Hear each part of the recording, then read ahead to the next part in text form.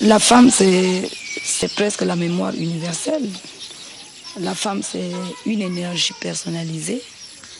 La femme, c'est l'élément qui véhicule la tradition. Parce qu'elle a le souci d'élever, aussi bien d'élever l'enfant que d'élever la culture.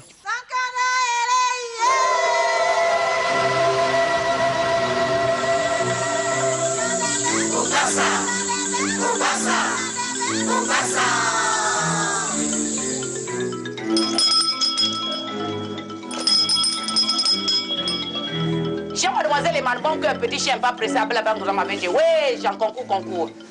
Papa, bonjour. On voit le passé, le présent et le futur. Ce que tu connais, tu dis oui. Ce que tu ne connais pas, tu dis non. C'est pas forcé, hein? Et on essaye d'approcher la vérité. Et elle peut être crue. Donc il faut savoir en quel... Papa, je te vois, tu es triste. Ton esprit pleure. Ton esprit enchaîné. Et Jean, mademoiselle Emmanuel, bon cœur, petit chien pas pressé, que la monnaie à ce moment là. Oui, Jean concours. Je rêve des gens qui sont en train de me poursuivre, qui veulent me découper. Tu dois aller régler tes problèmes avec ton papa. Papa est où? Il n'est plus. Il est mort. Alors, tu le fais pleurer? Il te faisait confiance. Tu l'as déçu là. Il faut repartir. Voir ta naissance. La première initiation ici-bas, c'est Yano Mumba. C'est la femme qui est allée découvrir l'arbre de la vérité. La connaissance du bien et du mal. Et dans leur Bible, ils disent que c'est Ève qui aurait tenté Adam. Mais Ève était intelligente. Elle a connu la vérité. Elle a voulu communiquer ça à son mari qu'elle chérissait. Je suis une courroie de transmission entre le monde des vivants et des morts. Parce que pour sauver les vivants, je vais chercher ma puissance, je vais chercher les moyens de ma puissance chez les morts. Parce que eux, ils ont tout conservé et c'est intact chez eux. Libreville, capitale du Gabon, Afrique équatoriale. Dans ce pays mystique où la spiritualité se développe dès la naissance comme un don du ciel, la tradition orale se perpétue grâce aux sociétés initiatiques féminines, gardiennes absolues du patrimoine ancestral gabonais. Partout dans le pays, les femmes initiées transmettent, prédisent, soignent depuis des générations. Et les secrets de la connaissance chrétienne sont une des dernières mémoires orales de l'humanité. Mariée. Voilà, concubinage, elle m'a voyé, c'est ma mariage, elle m'a voyé, c'est ma caractère. Bonne chance, oui, chance. Là où je te vois, tu es en train de pleurer en esprit. Et on ne cherche pas la mort comme ça. C'est pas parce qu'on a des problèmes que tu tentes à mourir. Hein? Faut plus faire ça. Tu portes la maison de l'esprit. L'esprit, ça a été la parole. La parole, elle a été Dieu et Dieu nous donne la lumière. Après le traitement, vient l'initiation. Vous êtes d'accord? La plupart des sociétés secrètes ont été initiées par des femmes. C'est elle qui détient tous les secrets de la communauté. Bonne chance, ouais, chance. Tout ce que la personne a fait, je vois le passé, le présent et le futur. Ça ne m'empêche pas de ne pas aller danser. Il y a de temps en temps, je vais en boîte. Il y a de temps en temps, je suis aussi comme les autres. Mais la plupart des gens, ils ont peur de moi parce que quand la personne est à côté de moi, il sait que je vais voir ce qu'il a en lui. Elle constitue le symbole de la procréation. Cette procréation ne s'arrête pas seulement au niveau maternel, mais il y a une certaine maternité spirituelle, une certaine maternité traditionnelle. La femme, c'est la clé. C'est la clé même de la communauté, de sa famille ou de son clan. Nous parlons de la valorisation de l'homme, la recherche éternelle. Qui es-tu? Qui suis-je? Nous ne recherchons que cela.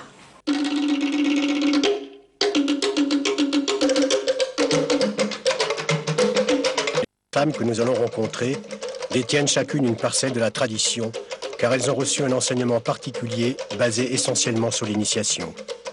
Chaque école est secrète. Chaque soin proposé est indissociable de la tradipraticienne qui le prescrit, ce qui diversifie cet héritage sacré. Au fil des siècles, il a évolué sur la forme en fonction des femmes qui l'ont porté, mais jamais sur le fond, car c'est de l'amélioration de la race humaine dont il s'agit. Ce trésor, les gardiennes le protègent et les hommes ne s'y trompent pas. Un jour, leurs chemins croiseront inévitablement l'enseignement mystique de ces femmes hors du temps. 43 ans, cet enfant, mariée depuis 25 ans, Stéphanie est l'une des gardiennes de la mémoire orale. Elle a découvert son don de guérisseuse en se faisant initier suite à une maladie. Depuis, elle a quitté son métier de secrétaire pour se consacrer exclusivement aux soins. Elle est donc aujourd'hui tradipraticienne que l'on appelle ici Ganga ou encore sorcière, car les vieux préjugés ont la vie dure. Stéphanie soigne avec les plantes, mais aussi en implorant les esprits de la forêt afin qu'ils l'assistent lorsqu'elle utilise des rituels magiques issus de l'enseignement des anciens. Je suis surprise, à des moments donnés, un malade vient par exemple, je consulte mes esprits, ils me disent que je peux faire quelque chose. Lorsque je fais, je suis surprise du résultat. Parfois, c'est des choses impensables.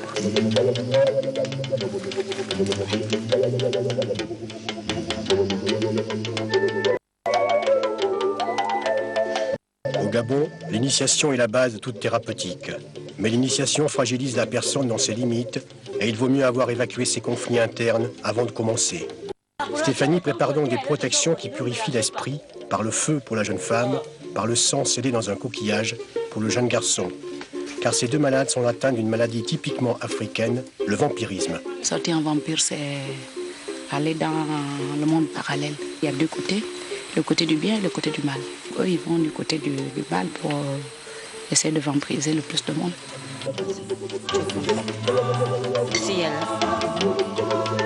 Difficilement compréhensible pour les Européens, la maladie africaine, appelée à tort psychosomatique, met en marge des mécanismes où les forces et du mal sont en lutte incessante par esprit interposé. C'est l'éternel combat entre les ténèbres et la lumière que nous portons en nous.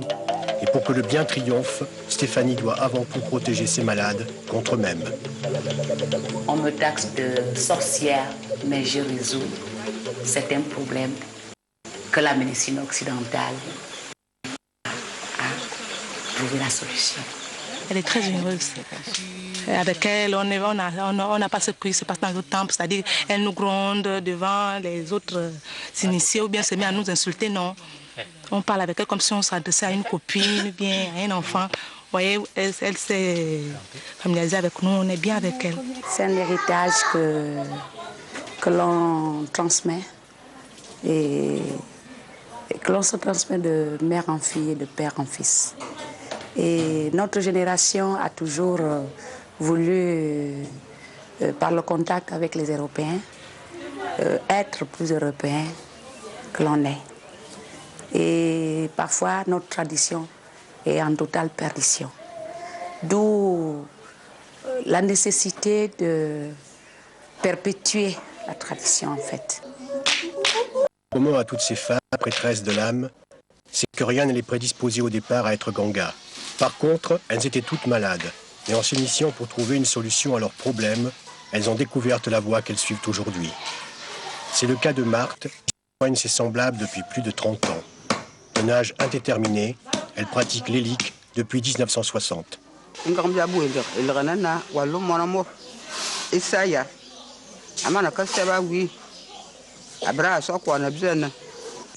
Dès le premier jour, Marthe attribue à chaque malade un seau rempli d'herbes et de plantes de son choix.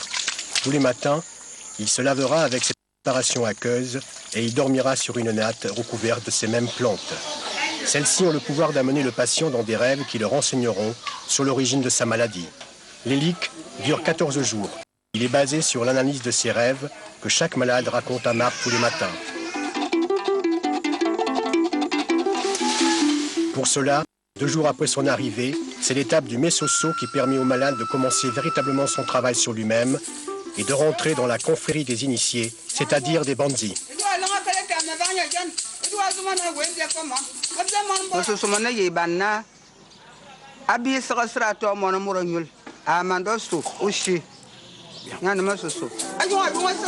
Plusieurs tableaux vont retracer l'épopée de l'homme et de la terre, sa mère génitrice. Toute initiation commence par une renaissance et c'est en passant à travers le symbole du sexe féminin que la première étape commence. Il ne peut y avoir d'initiation sans la présence de la femme, gardienne, initiatrice et mère protectrice. Ensuite, le Banzi va remonter le mythique de ses origines, au-delà du souvenir de sa naissance. Pour cela, on le maquille de kaolin blanc et rouge, représentant l'homme et la femme. Le bleu symbolise l'océan, sur lequel il voguera dans quelques instants. Ainsi paré des éléments qui composent le monde, une plume de perroquet glissée dans les cheveux, le perroquet étant messager de l'invisible, le Banzi s'embarque pour son voyage intérieur. Et pour partir, il faut un conducteur qui l'amènera rapidement dans un autre état de conscience. Cet accélérateur de la mémoire, c'est l'iboga, racine sacrée que Marthe mélange à du lait sucré, car son amertume est insupportable. Elle appelle cela l'automatique. Il a la particularité, au-delà d'une certaine dose, d'abaisser la température. Et Marthe vérifie constamment l'état de santé de ses Banzi, car l'iboga leur permet d'atteindre, non sans danger, les limites de la mémoire collective, ainsi que les racines de leur histoire, où la maladie s'est inscrite à un moment donné.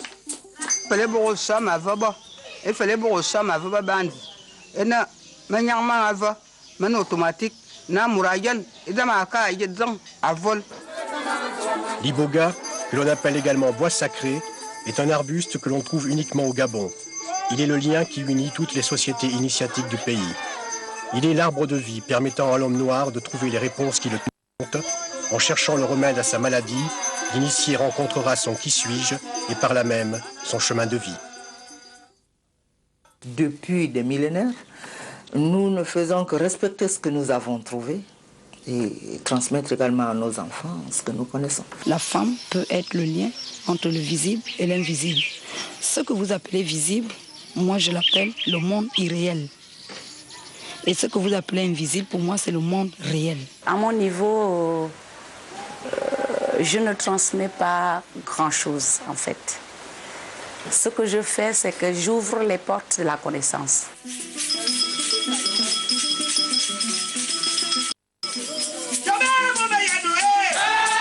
Chez Stéphanie, une nuit initiatique commence. Les danses, les chants, les transes arrivent à des moments précis dans le déroulement de la manifestation. Chaque Banzi a une marraine qui lui prépare le parcours et le rassure sur les obstacles à passer. Ce soir, cette jeune femme n'arrive pas à avaler la mixture que Stéphanie lui a préparée, car toute initiation est plus ou moins douloureuse, suivant l'état physique et psychique du malade et suivant les raisons qui l'ont poussé à s'initier. Son voyage s'annonce difficile, mais il est impossible socialement ou psychologiquement de faire marche arrière.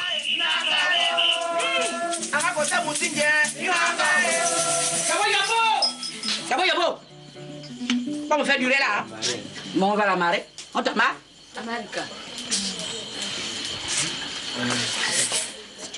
On parle avec mes sœurs.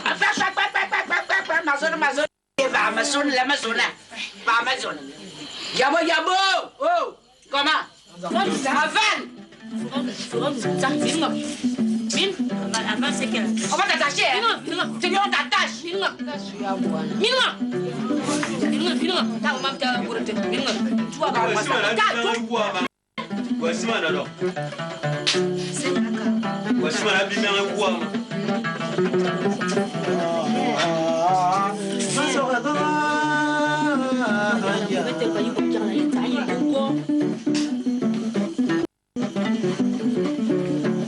Yabo, yabo!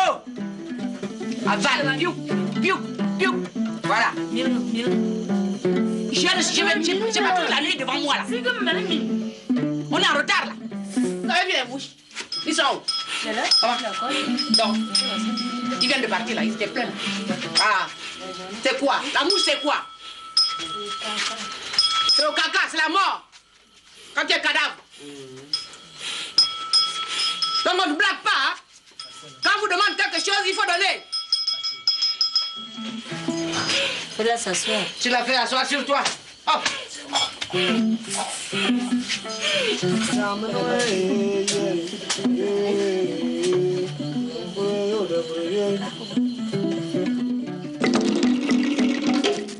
En ouvrant les portes de la connaissance, elle, cette malade-là en allant rencontrer les siens. Et c'est là-bas, à travers l'association, qu'on lui remet toutes ses facultés. Et moi, je ne fais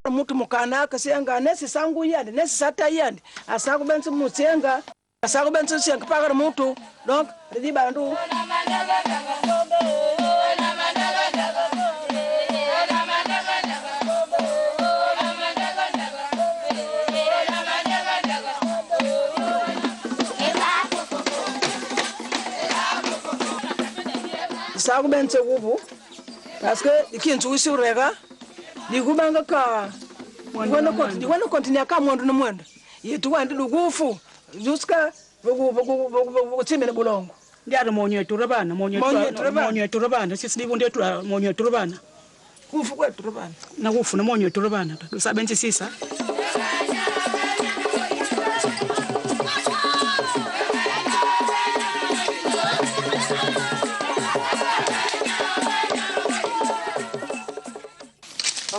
Mais si un homme par inadvertance franchissait le sol interdit, que se passerait-il? Aller dans l'Ndjembé, ça va être autorisé par les femmes elles-mêmes. Ils rentrent dedans, ils vont faire le bagarre aux femmes, gaspiller tout, aller voir les secrets des femmes, tout ça, c'est le banditisme. Donc c'est ce que je ne veux pas. Bon, moi je donne la loi, je dis bon, ben, demandez ce type-là combien il doit payer. On lui demande, non, il dit non, non, non, je ne paye pas, ben, il n'a qu'à faire ce qu'il veut. Ben, il n'a qu'à faire ce qu'il veut, c'est-à-dire, il a besoin de mon poids, ou bien il a besoin de poids de femmes. Eh bien, je dirais aux femmes, faites-lui du mal, tuez-les, puis on n'en parlera plus. Avec le fétiche, on ne va pas le tuer à coups de couteau, mais avec le fétiche. Oui, oui, oui.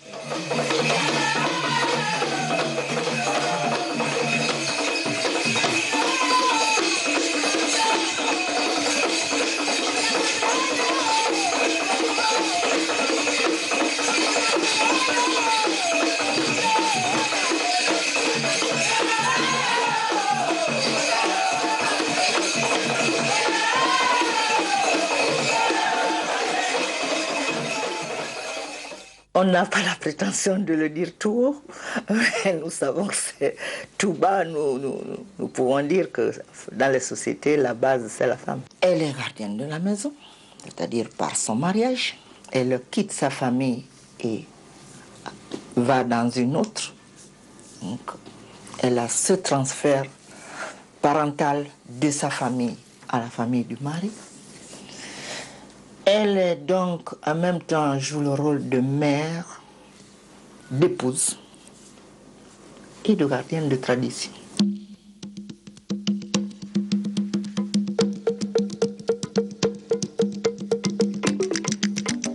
Pendant ce temps, chez Marthe, les bandits continuent leur traitement. Chaque matin, depuis le début, ils racontent leurs rêves. Ceux-ci sont en général métaphoriques et toute la science de Marthe est bien sûr l'interprétation du rêve, mais d'abord elle doit vérifier si le malade dit bien la vérité. Pour cela, elle jette le dzimba. Les deux écorces doivent s'ouvrir du même côté et elle leur donne ensuite une nouvelle prise d'iboga qui les conduit jusqu'à la prochaine vision. L'importance dans le schéma global de l'univers. L'esprit mène le monde, il est partout et toute maladie qui ne trouve pas sa solution dans la médecine moderne trouve sa conclusion chez les tradis praticiens de l'âme. Ainsi, lorsqu'un sort est jeté modifiant le destin, la maladie arrive inévitablement et il faudra toute la science du Ganga pour que la vie reprenne son cours.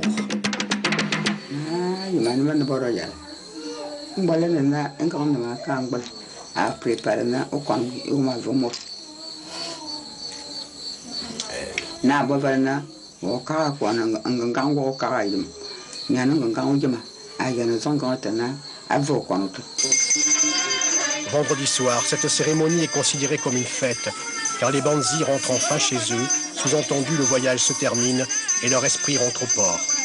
Ils sont placés sous la protection de la harpe sacrée Gombi, femme qui dans la tradition s'est sacrifiée pour transmettre la connaissance aux hommes. La harpe symbolise également la lune et les étoiles, et c'est à travers les notes du harpiste que s'échappent des messages destinés aux seuls initiés. Pendant ces 14 jours de l'élite, Marthe a suivi ses malades pas à pas, les amenant à trouver le remède de leur guérison par eux-mêmes, tout en partageant leurs rêves et en voyageant avec eux. Elle est omniprésente. Durant la cérémonie, aucun détail ne lui échappe et son aura inonde le temple. Parlant peu, entourée de ses assistantes qu'elle a initiées au fil des années et d'un public féminin voué à sa cause, elle savoure impassible mais fière le résultat de toutes ces années d'apprentissage. Ce soir, ses élèves, ses sœurs, lui démontrent qu'elle n'a pas œuvré en vain. La transmission de son art est assurée.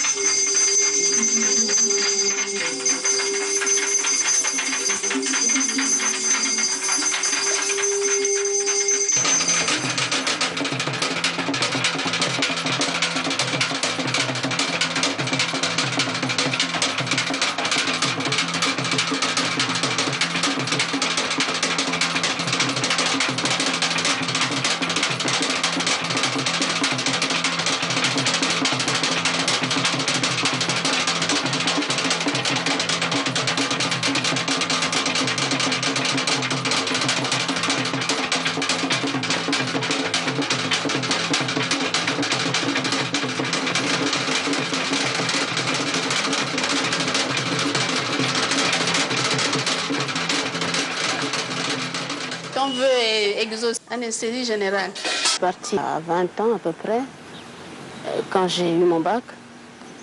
Je pense que j'étais imprégnée de ma culture avant de partir, complètement imprégnée, sauf que je n'étais pas initiée. Je suis restée une quinzaine d'années, le temps de faire mes études de médecine, le temps de faire ma spécialité d'anesthésie-réanimation. Un problème particulier de santé s'est posé à moi. J'ai tout fait, j'ai consulté mes confrères. J'ai subi des interventions, je n'ai pas eu de résultats très satisfaisants de ce côté médical. Arrivé ici au Gabon, le même problème me tracassait. J'ai encore subi une intervention ici qui n'a rien donné. Et donc, bon, je vis dans un milieu africain. Les uns et les autres me disent attention, il ne faut pas toujours voir que le côté médical moderne, parce que nous sommes des Africains. Il faut peut-être chercher du côté traditionnel.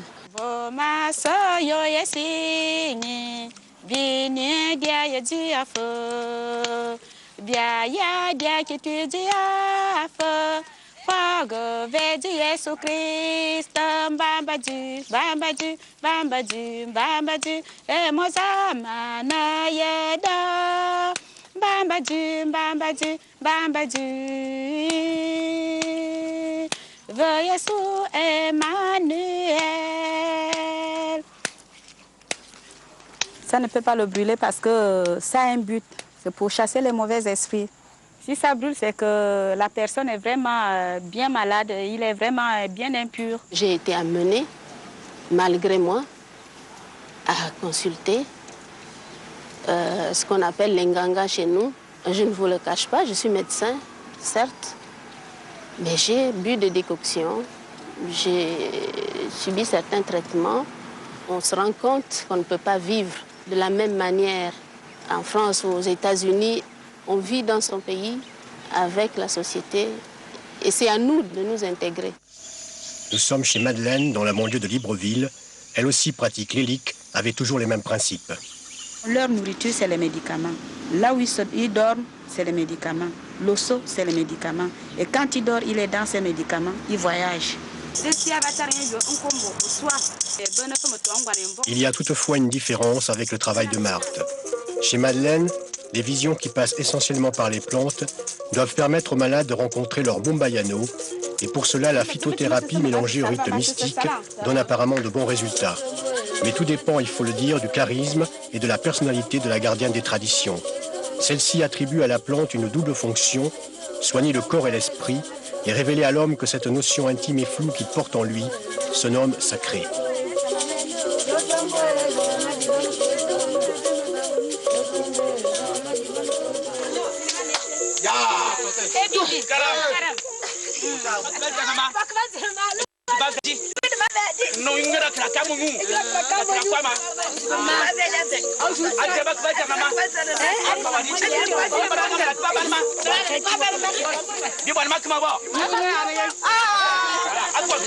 L'Africain, c'est le mystique.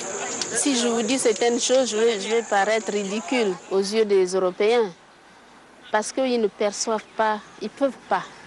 Ce n'est pas dans leur culture de percevoir certaines choses que moi je pourrais vous dire. Donc ce n'est pas la peine. Ils vont dire, mais je connais mon milieu, par exemple, le milieu médical européen ou français, notamment où j'ai appris. Si je dis certaines choses, ils vont dire, mais c'est une délurée, mais elle est folle, elle est cinglée, c'est pas possible. Le Mumbayano chez Madeleine est un enseignement difficilement perceptible pour les profanes. Il est inscrit au fond de la mémoire secrète des femmes. Par recoupement, par bribes de leur récit, on peut retenir ceci. Au commencement, nous étions deux.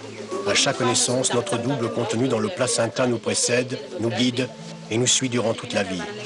Le Mumbayano, c'est l'ange gardien de nos actions, le miroir de notre pensée que les initiés doivent nommer pour devenir bandits. Le Mumbayano, c'est le jardin secret de chaque homme, l'intimité absolue, jamais divulguée, où le cœur bat au rythme de force qui le dépasse.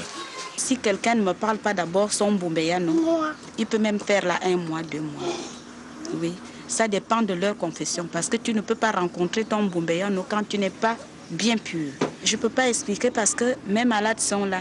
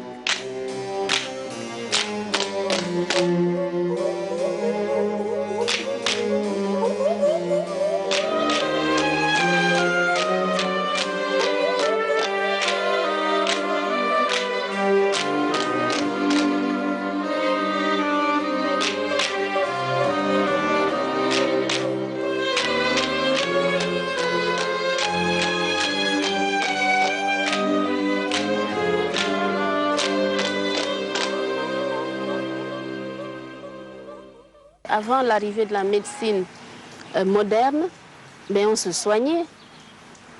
On se soignait. On n'était quand même pas décimé par le paludisme ou par d'autres maladies ou par des parasitoses. La preuve, c'est qu'il y a des Africains. Il y avait des Africains avant la médecine moderne. Moi, j'ai soigné des Européens à qui on a donné des maladies, certaines maladies que les radios et l'échographie et que sais-je encore, les scanners n'ont jamais vues, alors qu'ils étaient bel et bien malades. Je les ai soignés ici. Parce que c'est un côté qui est le nôtre, qui est purement culture africaine. Et que vous, c'est-à-dire la médecine moderne, ne maîtrise pas et ne maîtrisera jamais. Parce que là, il faut qu'on discute carte sur table.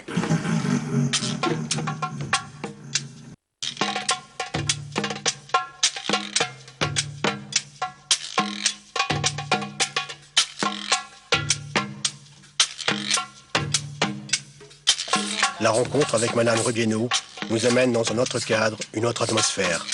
La transition est saisissante avec ce que nous venons de voir. C'est une pratique totalement différente, un dépouillement de la forme donnant à son art épuré un regard proche de la perfection. Depuis une quinzaine d'années, elle soigne. Disposant d'un cabinet en plein centre-ville où elle traite ses malades avec la phytothérapie, elle est reconnue internationalement comme une des plus grandes, ne connaissant pas l'échec. À côté de son cabinet pour les cas difficiles, lorsque les plantes sont insuffisantes, dans un endroit retiré de la ville, elle a son banja, où elle se transforme l'espace de nuit pour sauver ses semblables. Pourtant, au début de son histoire, comme toutes les autres, elle était malade.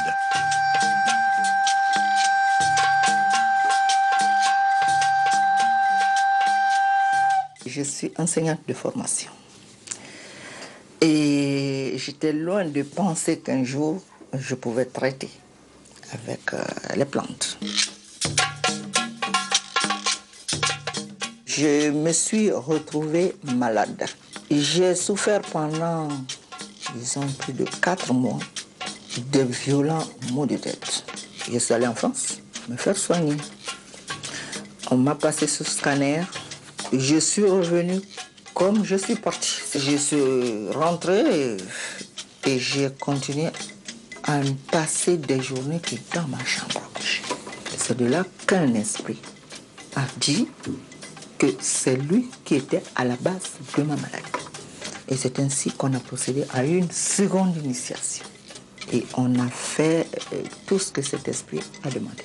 Et c'est comme ça que j'ai été guérie. Guérie grâce au pacte qu'elle a conclu avec son aïeul, elle soigne.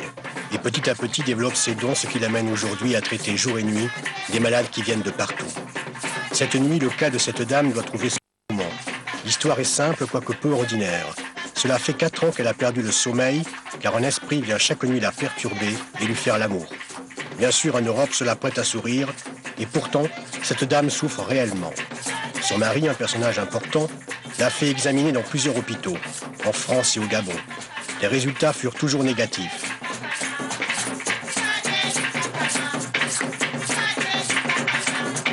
Ce soir, c'est leur dernière chance. Madame Rebieno va demander à son ancêtre d'intervenir et de couper la corde à laquelle cette malade est attachée. En d'autres termes, cette personne est envoûtée, il faut l'exorciser. Bernadette Rebieno va donc petit à petit cohabiter avec son aïeul, à qui elle laissera la responsabilité d'extraire le mal.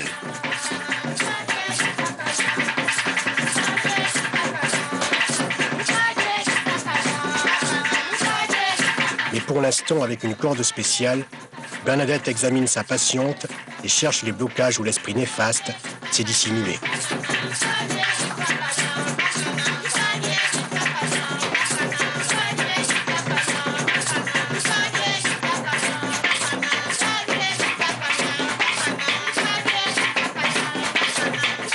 C'est pas dans tout le corps que vous l'avez. Il y a des endroits clés où vous êtes attaché.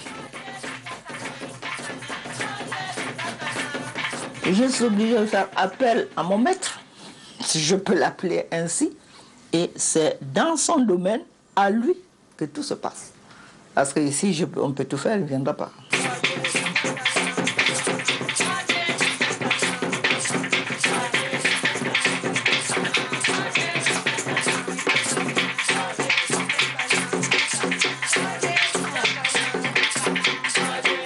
Il y a un public peu nombreux dans le Banja. Les personnes qui sont présentes cette nuit sont soit ses assistantes, soit des proches de la malade, soit les musiciens qui s'occupent également de l'entretien du Banja. C'est une autre ambiance, pas de spectacle, pas de syncrétisme religieux. Ici, c'est la médecine tradipraticienne au sommet de son art.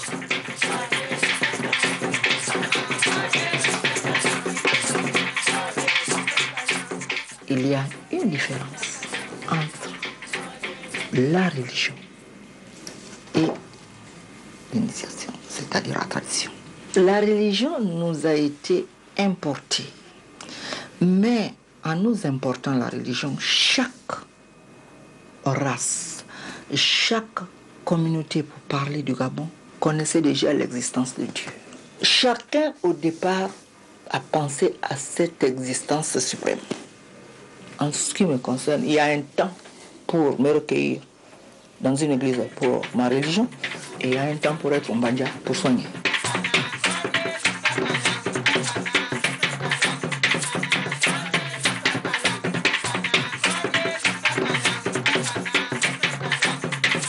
Lorsque je suis en transe, je ne me contrôle pas. Je ne sais pas ce que je fais. Et parfois même, je ne sais pas ce que je dis, surtout lorsqu'il s'agit de voyance sous sa houlette. C'est pas normal qu'on puisse me conduire par le nez comme ça. Non. C'est une force qui dépasse la nôtre.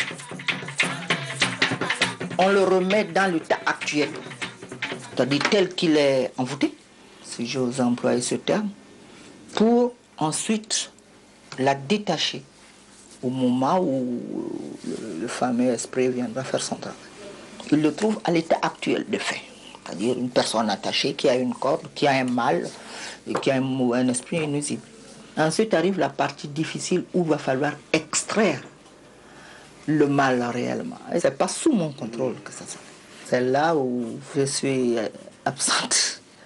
Et j'ai des méthodes qu'il connaît, lui. Il est 2 heures du matin. Bernadette en transe est totalement habitée par l'esprit de son ancêtre masculin. Celui-ci s'exprime en langue minée d'autrefois. Difficilement compréhensible pour les personnes présentes, les traductions s'imposent, car à ce moment-là, un palabre s'engage. Il demande qu'est-ce que tu es en train de lui faire. Il faut lui expliquer. L'esprit nous aperçoit et s'étonne de notre présence.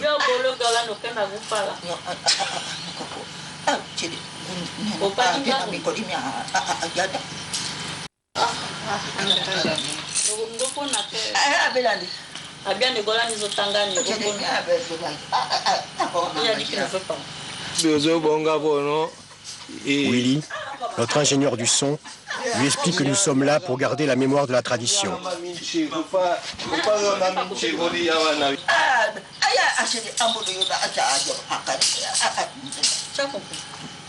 Il dit que tu n'es pas malade, qu'est-ce que tu es venu chercher ici?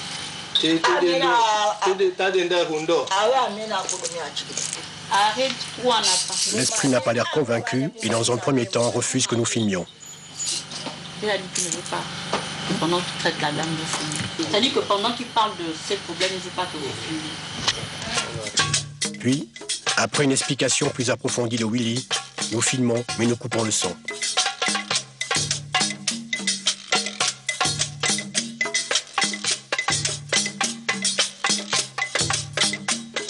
Et il me surprend la plupart du temps. C'est surprenant, ça vous marchez, ça vous surprend. Tout change tout autour de vous. Vous êtes une autre personne. Et c'est ça qu'on ne maîtrise pas. Et moi, personnellement, ça m'énerve. Parce que je ne me sens pas maître de moi-même à un moment donné. L'esprit consulte, il questionne ses proches. Il dit ce qu'il voit, mais il n'est pas axé uniquement sur la malade et il peut consulter en fonction de ses visions les personnes qui sont autour de lui.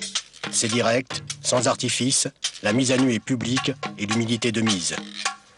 La consultation terminée, l'esprit va extirper le mal. Toute opération concernant les rituels magiques sont faites dans le noir. La poule nous regarde une dernière fois. Elle sera sacrifiée car ici, comme ailleurs, tout a un prix. Et je ne sais pas comment ça s'est passé avec la poule, mais je sais que lorsque j'ai commencé, j'étais lucide. Quand j'ai commencé à l'attacher sérieusement, j'étais un peu perturbée. Je prenais quand même le dessus. Il y a toujours la présence d'une poule noire. Et lorsque la lumière revint, l'esprit était reparti. Madame Rebieno semblait extrêmement fatiguée. La malade, elle, est amenée dehors pour une dernière purification et aux dernières nouvelles, pour la première fois depuis 4 ans, elle dort comme un bébé. C'est un don qui demande beaucoup de disponibilité, beaucoup d'amour envers les autres. Parce qu'il y a des maladies ou des malades, il faut avoir le cœur gros pour les traiter. Tout passe par le rêve. Il suffit que je dorme. Ne serait-ce que 5 minutes me suffisent largement pour voir le traitement adéquat. Les femmes d'aujourd'hui n'ont pas conscience du trésor qu'elles détiennent. Et il va falloir que nous autres, nous travaillions pour la prise de conscience et pour perpétuer la tradition. Et Jean, mademoiselle, et manbon, que petit chien pas pressé, clame, on est à son goût, mon milan, ouais, Jean, concours. Tu n'as?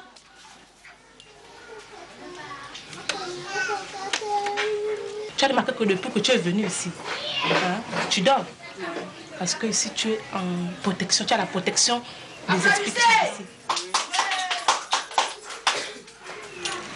ici. Dans ma famille, mes enfants ne s'intéressent pas. Mais c'est plutôt des malades que j'ai guéris qui s'intéressent et qui, soit par devoir moral, soit par dévouement, parce qu'eux, ils ont aussi reçu cet héritage-là, que je me sens obligée de transmettre. Stéphanie a décidé d'écrire et elle incite souvent ses élèves à prendre sa place en les stimulant à sa manière. Applaudissez! Ça a été très dur parce que mon conjoint n'a jamais compris cela. Quand mon épouse a commencé ces activités-là, ça nous a posé de nombreux problèmes. D'abord, moi-même, je l'ai accepté difficilement. Mes parents l'ont accepté difficilement. Ça fait des conflits énormes. J'ai été même au bord du divorce à cause de ce travail. Parce qu'à un moment donné, la famille m'a posé un ultimatum de choisir entre mon foyer et mon travail spirituel. J'ai essayé de dépasser tout cela, jusqu'à venir même m'initier. Je me suis initié également pour essayer de comprendre, parce qu'il fallait que je comprenne absolument. Et là, j'ai découvert quelque chose d'extraordinaire au niveau de ces activités. J'ai découvert un côté mystico-spirituel de nos coutumes, de notre société, que j'ignorais auparavant. C'est d'un apport considérable au niveau de l'humanité si on pouvait effectivement faire connaître cela. Aujourd'hui, l'oralité est menacée. Tout d'abord, la situation du pays a changé. 1 200 000 habitants sur l'ensemble du territoire le plus riche de l'Afrique noire. Hier encore, plus de 60% de la population se trouvait dans les provinces. Actuellement, c'est 75% du pays qui se trouve dans la zone urbaine de Libreville ou de Port-Gentil. Deux cultures se trouvent alors confrontées et l'européanisation des populations risque d'amener une disparition progressive de la tradition. Nous continuerons malgré notre médecine qui est très orale. Et je pense que malgré l'oralité, elle ne périra pas de suite. C'est parce que la phytothérapie demeure encore très fortement ancrée dans nos traditions. Et je suis parfaitement sûre que mon esprit reviendra.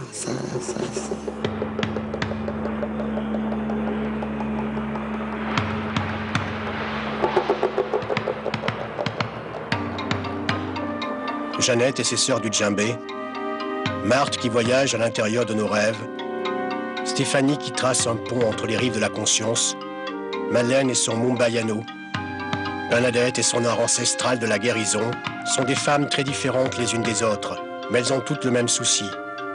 User de leur énergie et de leur temps pour transmettre un héritage qui raconte l'histoire de l'homme, de son appartenance à l'univers et de la quête sans fin qui l'amène à se poser sans cesse la même question: qui suis-je?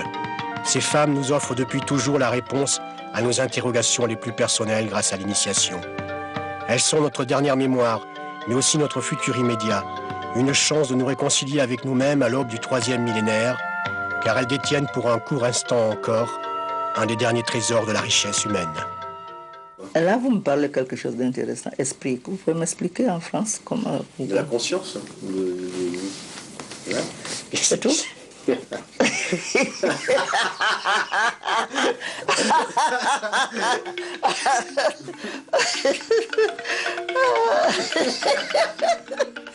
Ah, on se comprend là.